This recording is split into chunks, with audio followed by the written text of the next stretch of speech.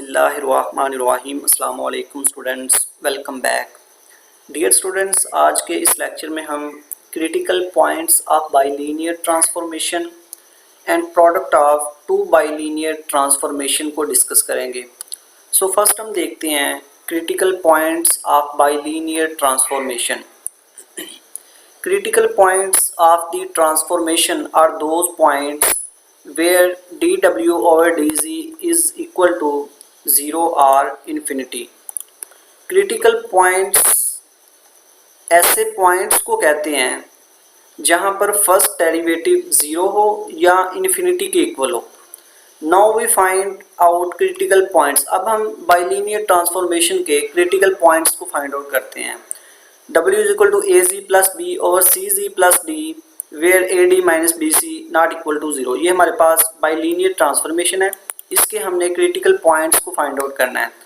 तो उसके लिए सबसे पहले हमें इस ट्रांसफॉर्मेशन का डेरिवेटिव चाहिए, ठीक है।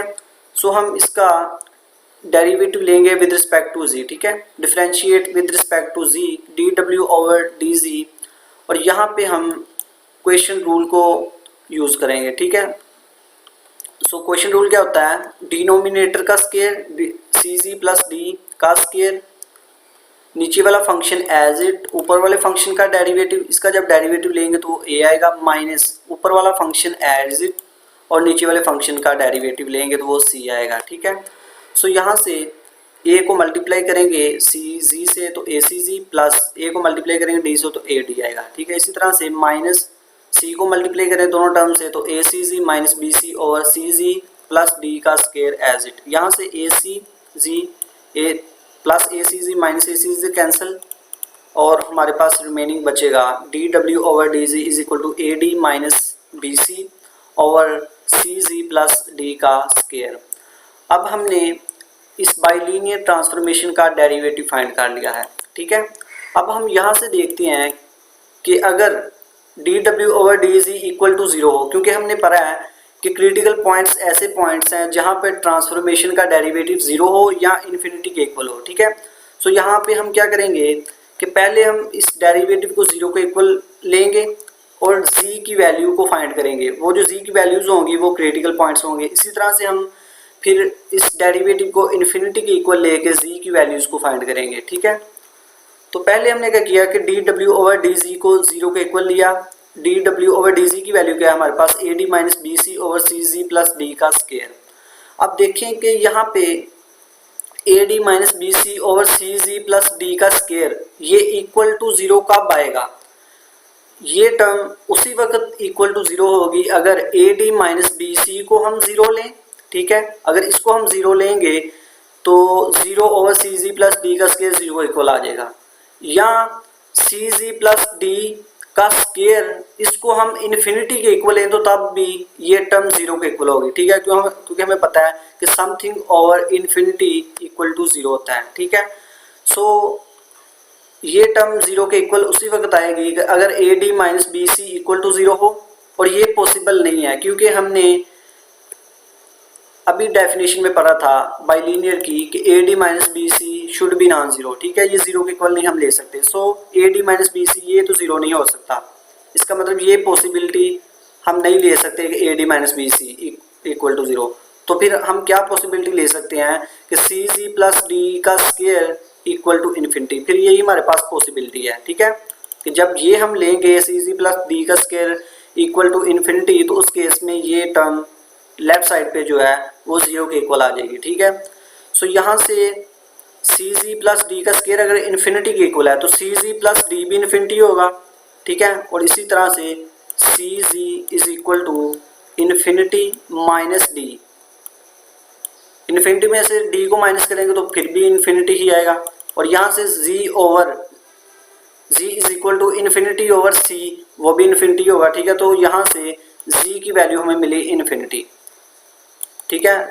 तो इसका मतलब है कि z is equal to infinity पे फर्स्ट डेरिवेटिव इक्वल है 0 के, तो इट्स मीन कि z is equal to infinity. ये हमारे पास एक क्रिटिकल पॉइंट्स मिल गया हमें, ठीक है। नेक्स्ट क्रिटिकल पॉइंट्स फाइंड करने के लिए हम डेरिवेटिव को इन्फिनिटी के इक्वल लेते हैं, ठीक है। डेफिनेशन में था कि क्रिटिकल पॉइंट्स ऐसे पॉइंट्स हैं जहाँ पर डेरिवेटिव ज़ीरो हो या इन्फिनिटी के इक्वल हो। ठीक है, ज़ीरो के इक्वल डेरिवेटिव उस वक्त आएगा जब जी को हम इन्फिनिटी लेंगे।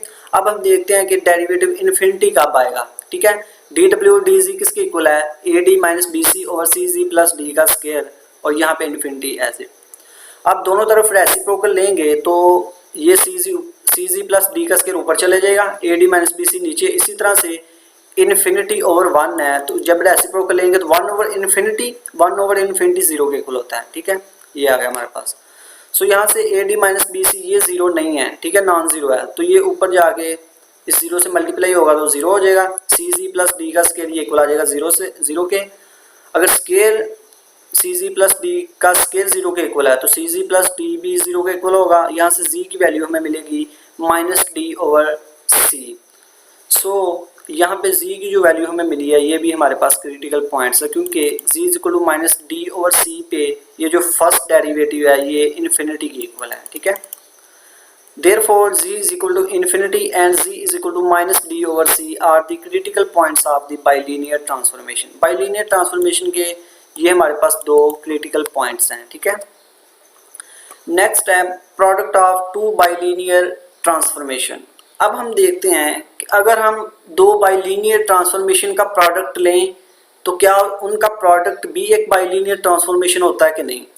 Consider two transformation T1 and T2 defined by theta is equal to T1 of z which is equal to A1z plus B1 C1z plus D1 where A1 D1 minus B1 C1 not equal to 0 and W is equal to T2 of theta is equal to A2 theta plus B2 C2 theta plus D2 where A2 D2 minus B2 C2 not equal to 0।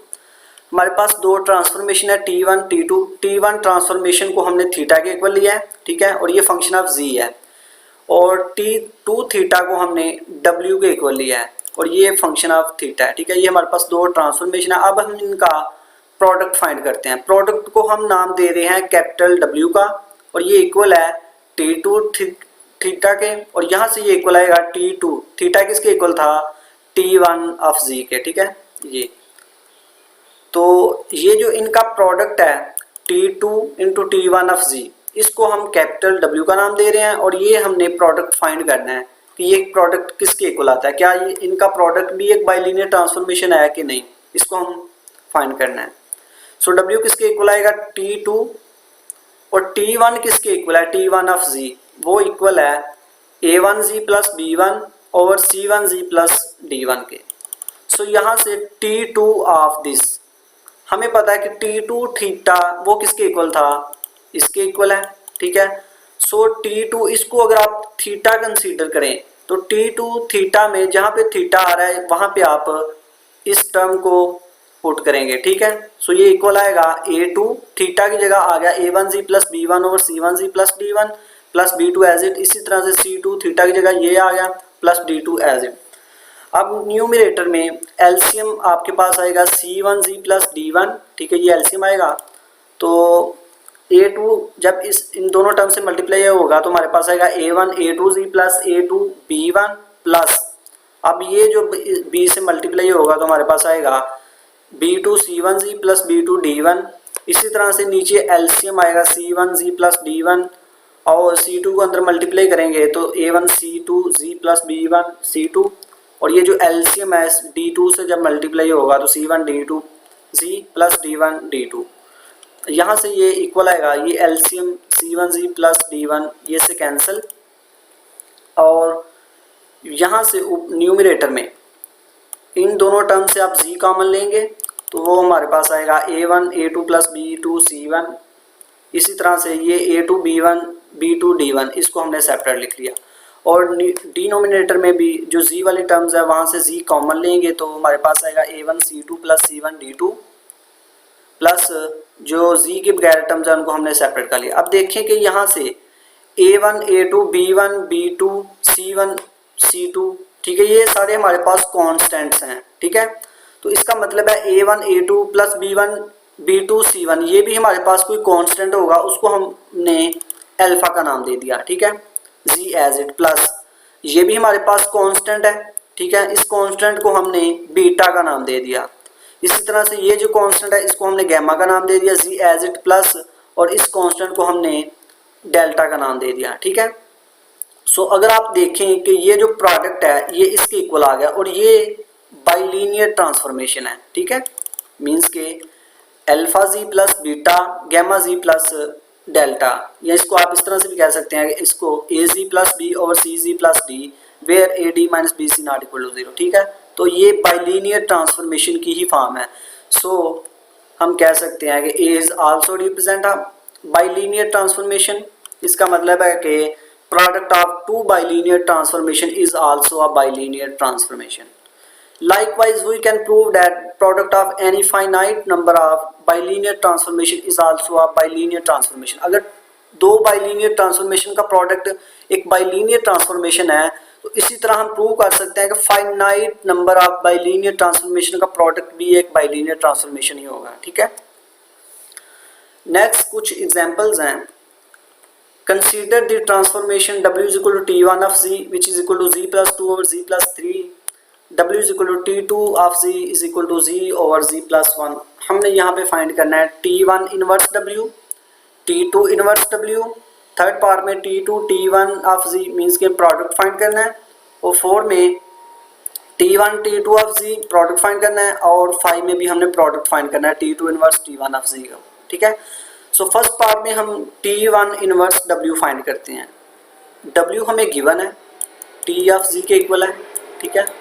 सो इसका inverse क्या होगा, Z is equal to T inverse W, ये हमने find करना है। ठीक है।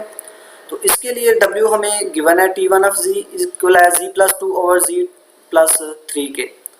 इसका इन्वर्स फाइंड करने के लिए हम क्या करेंगे कि इस डिनोमिनेटर को लेफ्ट साइड पे मल्टीप्लाई करेंगे W से। ठीक है, तो आएगा हमारे पास ZW plus 3W is equal to Z plus 2, और यहाँ से हमने क्या किया कि ये जो Z है इसको हम लेफ्ट साइड पे ले जाएंगे। ठीक है, तो हमारे पास आएगा ZW minus Z is equal to, और लेफ्ट साइड पे राइट साइड पे 2, और ये जो 3W था ये राइट साइड पे आन के माइनस 3W होगा। ठीक है, ये हमारे पास आ गया। सो यहाँ से आप Z को कॉमन लेंगे तो आएगा W minus 1 is equal to 3W plus 2 के। सो यहाँ से Z की वैल्यू क्या हमें मिलेगी, minus 3W plus 2 over W minus 1 के, और Z किसकी इक्वल है T1 इनवर्स W के। सो ये इसके इक्वल आ गया, और ये हमारे पास रिक्वायर्ड है। ठीक है, T1 इनवर्स W ये इसके इक्वल है, ये हमने फाइंड करना था। इसी तरह से आप T2 इनवर्स W को फाइंड कर सकते हैं। W is equal to T2 of Z, ये इसके इक्वल था। इसका इन्वर्स फाइंड करने के लिए आप क्या करें कि इसको Z के लिए सॉल्व करें। ठीक है, मीन्स के T2 इनवर्स W फाइंड करने का मतलब है कि हमने Z की वैल्यू फाइंड करनी है। उसके लिए हम क्या करेंगे कि इसको लेफ्ट साइड पे W से मल्टीप्लाई करेंगे, तो Z plus 1 equal W into equal आएगा Z के। सो यहाँ से ZW प्लस W ये इक्वल आएगा Z के। Z वाली टर्म्स को एक तरफ करें और W वाली टर्म्स को एक तरफ। सो ZW यहाँ से ये इक्वल आएगा ZW, ये लेफ्ट साइड पे जाके minus Z is equal to, ये W प्लस का इधर आन के माइनस W होगा। तो यहाँ से आपको Z को कॉमन लेंगे तो W माइनस 1 आएगा is equal to minus W as it. Z की वैल्यू क्या हमें मिलेगी, minus W over W minus 1, और Z किसके इक्वल है, T2 इनवर्स W के। सो ये हमारे पास इन्वर्स आ गया। नेक्स्ट हमने T2 T1 of Z product find करना है दो ट्रांसफॉर्मेशन का। T1 ऑफ Z इसके इक्वल है, और T2 ऑफ Z भी हमें गिवन है Z ओवर Z प्लस 1 के। सो हमने फाइंड करना है T2 into T1 of Z को। इसको हम लिख सकते हैं T2 into T1 of Z, T2 as it, और T1 ऑफ Z किसके इक्वल है, Z plus 2 over Z plus 3 के। T2 ऑफ Z, इसको आप Z अगर कंसीडर करें तो T2 ऑफ Z में जहाँ पे Z आ रहा है वहाँ पे हम Z प्लस 2 और Z प्लस 3 को पुट करेंगे। ठीक है, सो यहाँ से T2 ऑफ ये किसके इक्वल आएगा, Z प्लस 2 और Z प्लस 3, यहाँ के Z की जगह हमने पुट कर दिया, और इसी तरह से यहाँ भी Z की जगह पुट करेंगे Z प्लस 2 और Z plus 3 plus 1 as it. ऊपर वाली टर्म एज इट आएगी, और नीचे एलसीएम आप लेंगे तो हमारे पास आएगा Z plus 2 Z plus 3 over Z plus 3, ये Z प्लस 3 इससे कैंसिल होगा, तो Z plus 2 over 2 Z plus 5 ये हमारे पास प्रोडक्ट आ गया T2 into T1 of C। Next हमने T1 T2 of C find करना है। पहले हमने T2 into T1 of C find किया, अब T1 T2 of C find करेंगे तो वो आपके पास ये आएगा, ठीक है, ये आप फाइंड कर सकते हैं।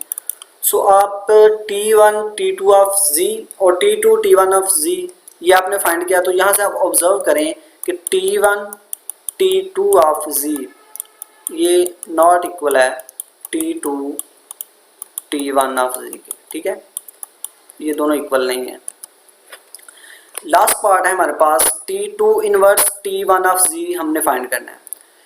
T2 इनवर्स की वैल्यू क्या है हमारे पास, T2 इनवर्स W की वैल्यू थी -W ओवर W माइनस 1, ये है T2 इनवर्स W की वैल्यू।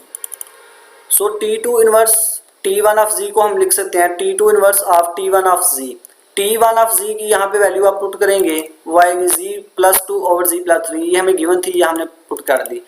सो T2 इनवर्स, इसको अगर आप W कंसीडर करें तो T2 इनवर्स W में जहाँ पे W आ रहा है वहाँ पे हम Z+2 ओवर Z+3 को पुट करेंगे।